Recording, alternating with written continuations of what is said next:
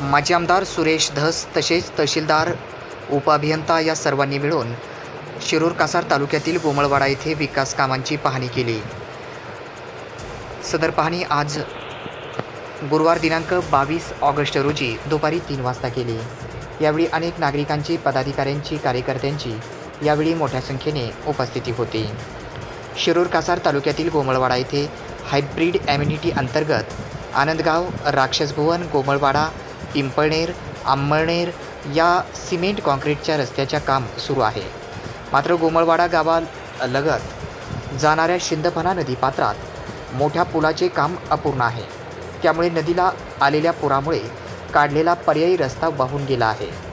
संबंधित पूल पूर्ण झाला आहे, परंतु एका शेतकऱ्याच्या स्वतःच्या मालकीच्या शेतातून रस्ता असल्याने संबंधित शेतकरी याचा माफीचा मिळावा म्हणून पुढील काम त्याने बंद केले होते। यासाठी या नदी पात्रात जास्तीच्या पाण्यामुळे पर्यायी रस्ता वाहून गेल्याने पिंपळनेर गाव अंतर्गत असणाऱ्या रामगिरीवाडी वस्तीवरील नागरिकांचा संपर्क देखील तुटला आहे। त्यामुळे वस्तीवरील नागरिकांची गैरसोय होत असल्याने तात्काळ यावर मार्ग काढण्यासाठी आज माजी आमदार सुरेश धस तसेच बांधकाम विभागाचे उपअभियंता पानसंबळ तात्या तसेच तहसीलदार खेडकर व संबंधित कामाचे कॉन्ट्रॅक्टर यांच्या उपस्थितीमध्ये आज त्या ठिकाणी पाहणी करत मार्ग काढला।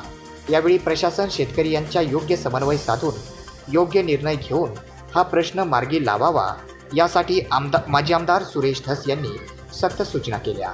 यावेळी भाजपा तालुकाध्यक्ष सुरेश उगलमुगले, शिवाजी पवार, कल्याण तांबे, सरपंच मिथू जायभाय, संजय बारगजे, मनोज बारगजे, भागवत काकडे, भारत बनकर यांच्यासह प्रमुख कार्यकर्ते, पदाधिकारी व गावातील नागरिकांची यावेळी मोठ्या संख्येने उपस्थिती होती।